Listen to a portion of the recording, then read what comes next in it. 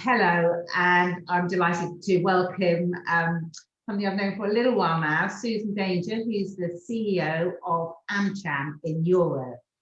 Susan has strategic and operational responsibility for the organisation, and AmCham Europe speaks for US companies who are invested and committed to Europe on trade, investment, and competitive issues. It has 150 US headquartered companies and over 1,000 active individual representatives. Susan's also the chair of AmCham in Europe Network, which is the umbrella organisation of all the AmChams around Europe. So welcome, Susan. It's been quite a year, and I know you have been very active on behalf of your members in lobbying. Can you tell us a little bit about what you've been doing and your experiences? Yes, thank you, Claire, and thanks so much for inviting me to do this interview. It's a pleasure to see you, even if it does mean that we're still in lockdown 12 months on from that first call out. But indeed, and thanks for the introduction. I mean, maybe again, just to clarify, so I'm sitting here in the office in Brussels, which is AmCham EU, and indeed representing over 150 companies. And yet I have this secondary role, volunteer role, which is to be chair of AmChams in Europe, which is a network of 45 AmChams in 43 countries in Europe and Eurasia. So I'm going to refer to that when you to answer your question of what have we been doing and what have we achieved over these last 12 months. I mean, firstly, I think just to say we've been busier than ever. You know, we went through that really intense period in March, April last year, like everyone, when, you know, it's sort of real firefighting and worrying what was going to happen to the business, what work did we need to do. I would say, you know, and just give you some figures, actually, you might like to hear if this means anything to the audience on what we did in terms of being busy. We're really an advocacy organisation as AmCham EU. So we did 84 position papers just last year.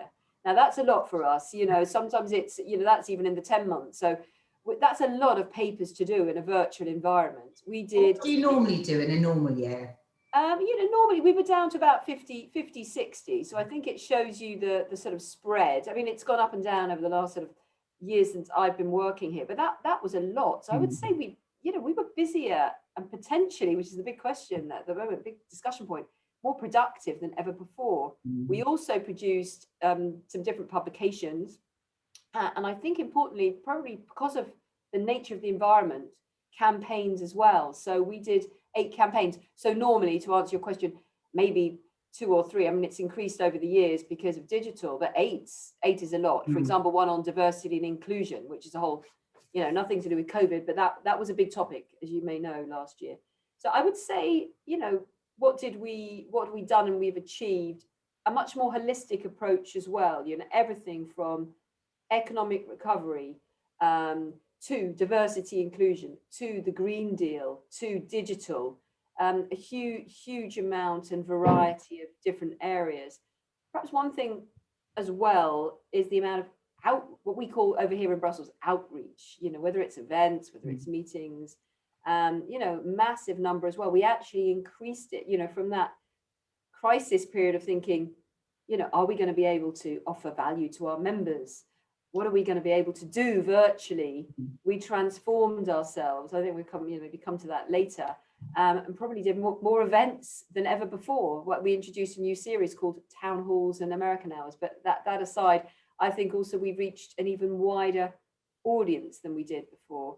And finally, maybe one item I'd like to mention is this COVID portal that we did. You know, a real achievement for us was, you know, we needed to do 2 things. We needed to showcase what our companies were doing as a membership organization to cope with the crisis. So we set up a portal to showcase all their stories, all the contributions that they were making. But also what the companies needed was they needed to also know what was happening at member state level. What were the institutions doing? So we also put on there, tried to be a port of all the possible information that you would need to know about COVID, which seems very ancient now, but this time last year was absolutely vital. Yes, I'll stop there. I know you've also been very active with the European Commission as well, that you had 4 European commissioners who you were actively talking to.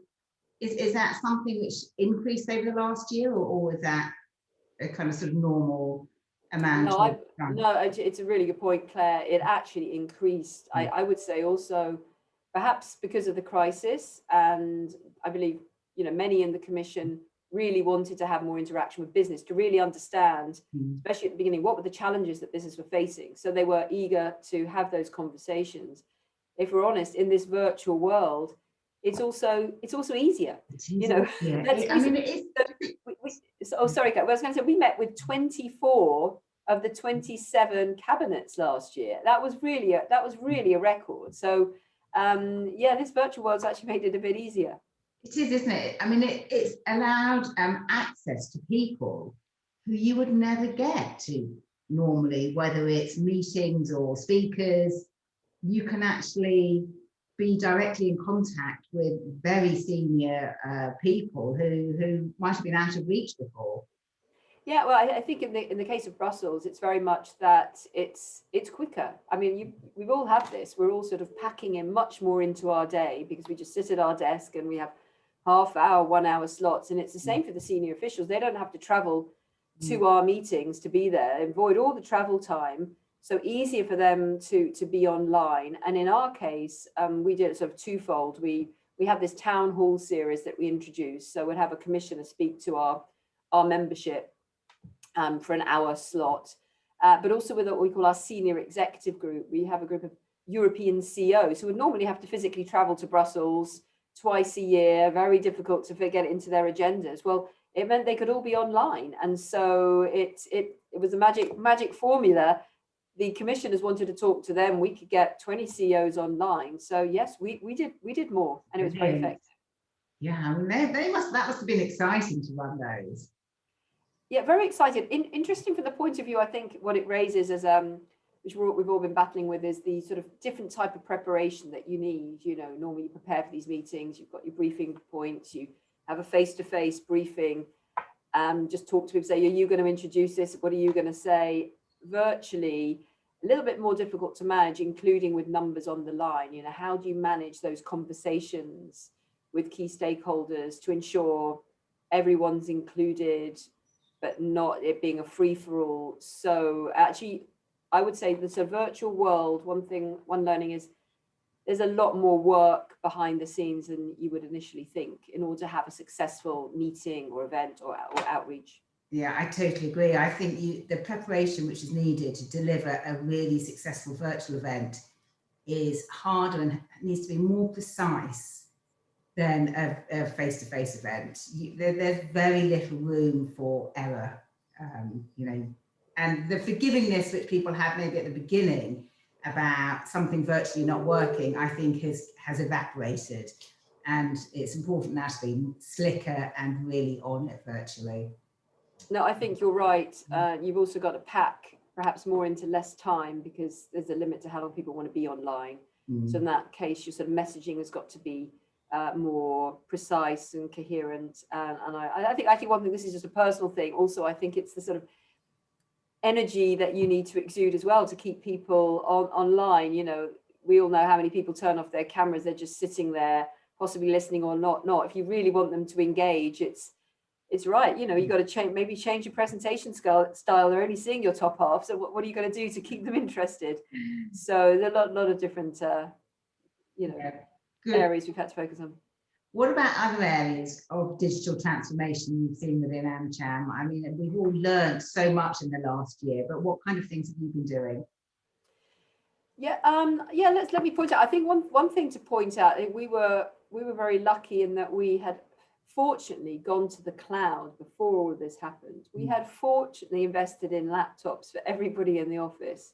So I think that's really one crucial thing to point out for us as an association.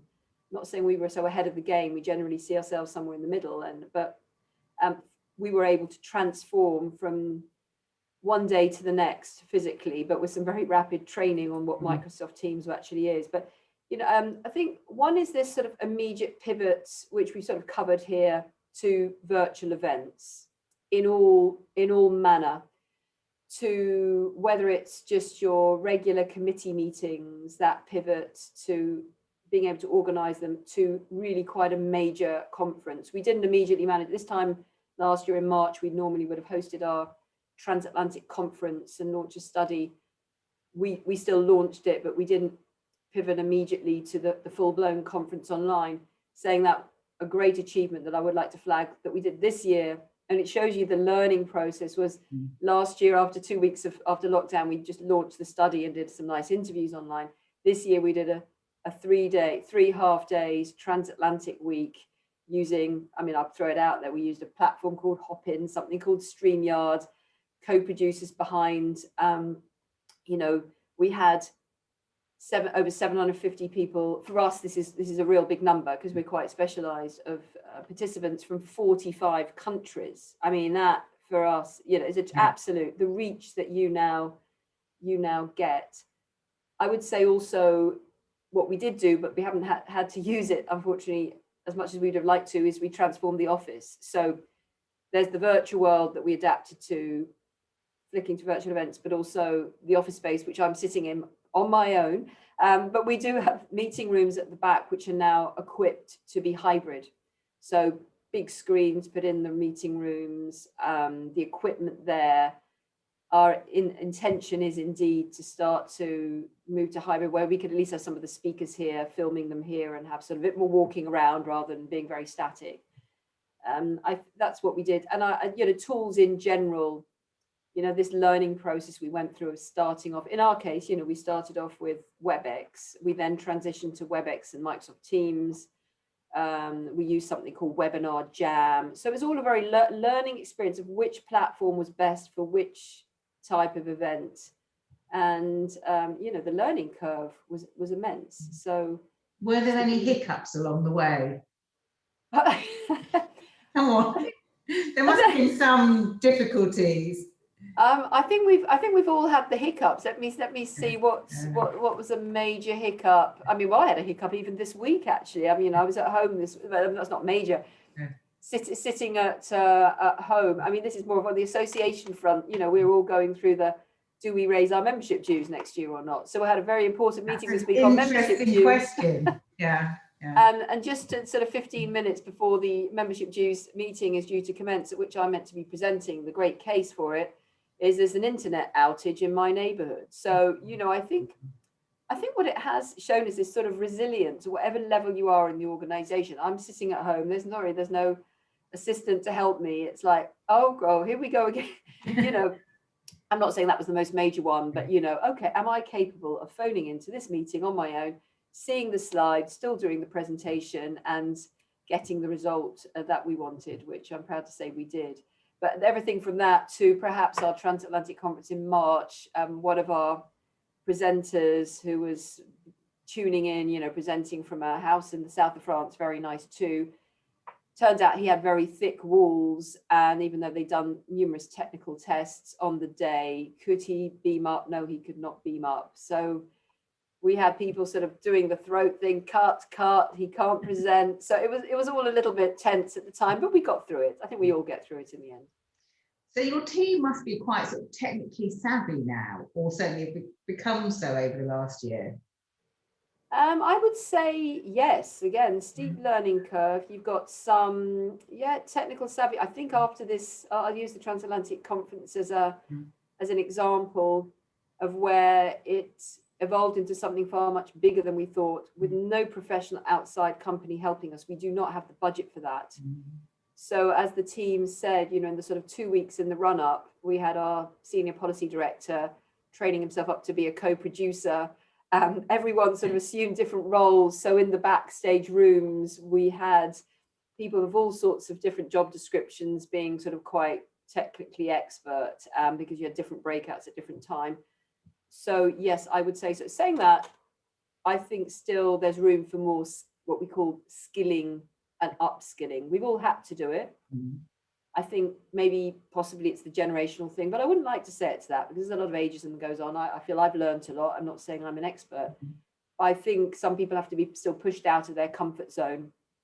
A lot of people are able to do it more easily, but we still need to transform some jobs, because some of the jobs that we had in this association in the past, like who's opening the door and the reception, it doesn't exist anymore. So those people have to skill and upskill if we want to keep everybody's jobs. But yeah, we've had a major transformation. It's still ongoing, Claire. That's good. I'm interested though in what you were saying about membership dues, whether they're going to be increased, your rationale for doing so. I mean, just looking from the outside, it appears to me that membership organisations and associations, their value and their worth has just been demonstrated massively over the last year. And those sectors which haven't been well represented by associations have suffered, but those that have had a very strong voice, the value of their membership is really being paid back.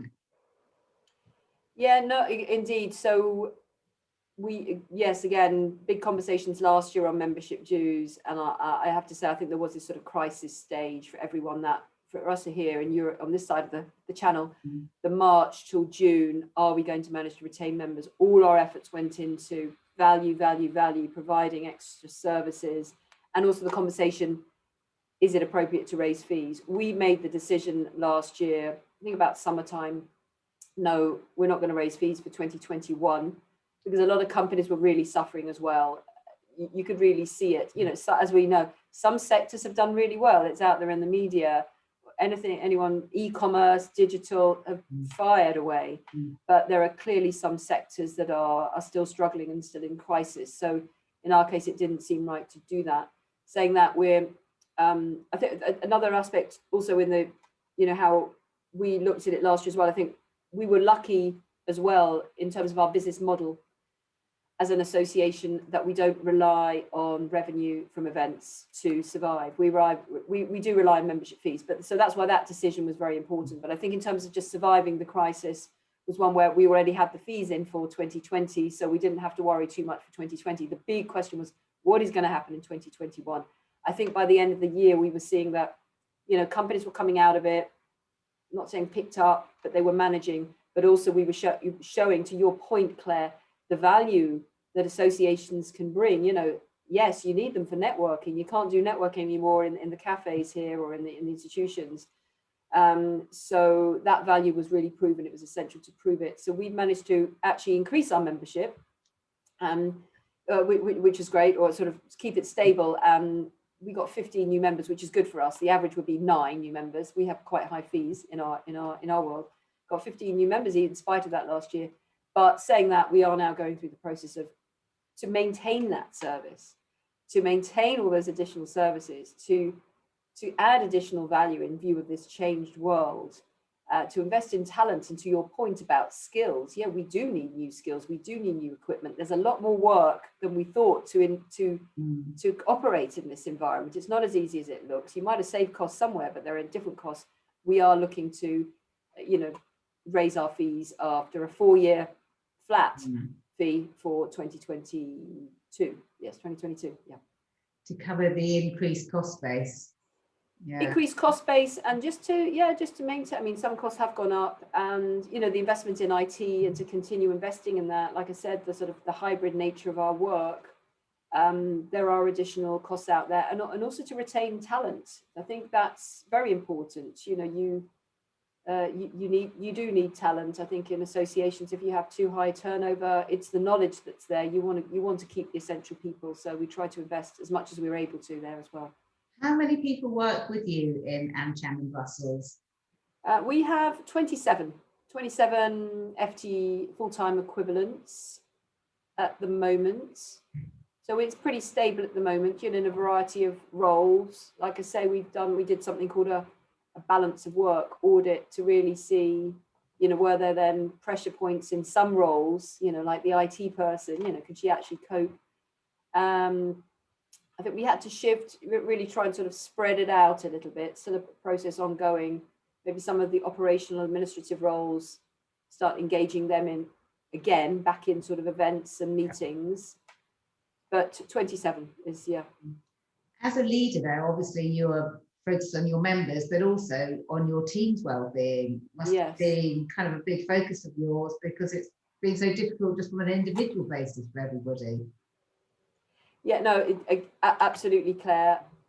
Ranging from, we're still very focused on that. So first of all, it was the physical well-being at the start. Absolute imperative was, have we not, well, we all went to work from home, but have we got a safe environment? There have been occasions like now when you come into the office to do things, and first of all, is ensuring our office has been sort of not transformed, but there's, what do you call it? Those plastic shields.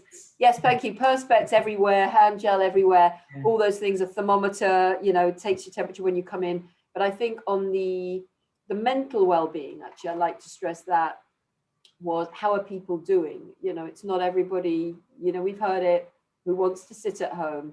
Have they got the right environment at home to work from? So actually, from the physical space, yes. Have they got the chair? Do we let them take the chair from the office home again? And then what happens if they come to the office and there's no chair? So have they got the right equipment? So we had to go through all of that. Are we, the flexibility last year into the summer holidays, can people work from abroad or not? All these sort of questions where people haven't seen their families. We have quite a young and very international staff here, so they don't have family in Belgium. Some do, some don't. So we're going through that again now. We just put out, yes, if people want to work from abroad over this summer period, not the Maldives, I hasten to add, but in Europe, in the EU, it's okay as long as they can continue to do their job. But we have made exceptions for compassionate reasons. But also we got to ensure that we're legally correct as well.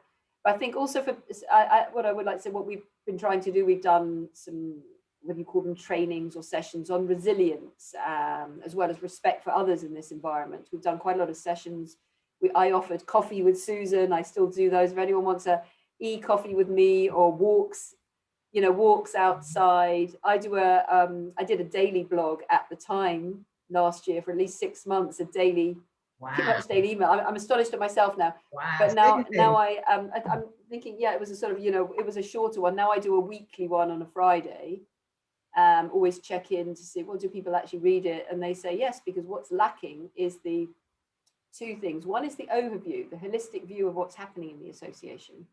They're in their pocket of work virtually in their room, but they're not necessarily hearing, and they really value knowing, oh, right, you are discussing membership dues. Oh, we are doing digital transformation, or you did meet with that commissioner. So a little bit of that. And apparently what they like is the personal anecdotes as well, just to be reassured that there's a human sitting there. And so I try and add in something, whether it's, nothing very exciting, but so I think it's that human, I'm not saying I'm perfect, but the human element, but the welfare is really crucial, really crucial. Yeah, I think I can see that the personal side, we've all kind of learned a bit more about people's houses and families and pets over the last year. And actually that's been quite nice, hasn't it? When we've all been pretty isolated, actually getting a better connection with individuals who we work with has been positive. No, it has. It's always surprised me. I think I sort of threw in something about, I put my plants out in the garden too early and they they died. And so I got a reaction from a colleague saying she'd had, similar, just laughing, had similar with hers. And another colleague said she immediately skims down to the bottom to see what films I watched that week to get some ideas. So I think it's pretty important. Actually, another thing we did, I wasn't so involved in that, but support it was yoga. So we did online yoga. So the team set up that too. So there's been quite a lot of little, also for our members, actually. We offered it to our members as well. Nice. What about the future, Susan? I mean, what are your feelings about the next year? You mentioned hybrid. I mean, are you hoping your team are going to be back in the office in the near future? Yeah, no, I'm hoping, Claire. We've heard, we hear from different member companies. Now, in our case, our companies are really big ones, so they have very strict rules. So a lot of their offices are just completely closed. So some of them are already said their offices in Brussels won't be open till September. We just heard that the commission won't be open till, even till Christmas. I mean, when I say it's not open, they are open. It depends on your job. So I think in our case, we're looking at this sort of working from home until the end of the summer. So we've offered if you want to go and work, go to Italy to your family, work from there over the summer, it's fine. But take holiday, you can't just not take holiday. I would hope again, but I said that last year, that in September, we'd be back to a hybrid. We were hoping that last September and we didn't manage it. But that's what I would hope, that we I think what we're seeing in the future, I'm sure it'll be a sort of 3-day in, 2-day out, or 2-day in, 3-day out type of scenario. I don't think we'll ever go back to how it was before. Firstly, because I don't think people want it to. I don't think whether we'll be able to. And the world has changed. We've shown we can adapt. I think travel will go down. We weren't an organisation with a huge amount of business travel, but we did. We did plenty of delegations to different countries. We're seeing that will be down. So I'm just hoping it won't go on too long. I think what I do hope for the future, though, Claire, is people need to see each other again, especially in our industry, which is about bringing people together. It's about access, relationships, networking. You need to bring people together in a safe environment. And I'm really hoping that by September, October, we're able to do that before Christmas. I really hope so too, Susan. Well, let's look forward to that together. And I look forward to the day when I can come to Brussels, or you can come to London, and we can meet in person. I really hope so too, Claire. Yeah. Yes. Susan, it's been lovely to chat to you. Thank you for your time. Thank you for your support, the Association Excellence Awards, being a judge again. Fantastic to have you involved. And let's hope to healthier and happier times in the future. Thank you, Claire. It's an honour to be on the panel, and I look forward to it. I look forward to judging. So see you soon, I hope. Thank you. Thank you. Bye-bye.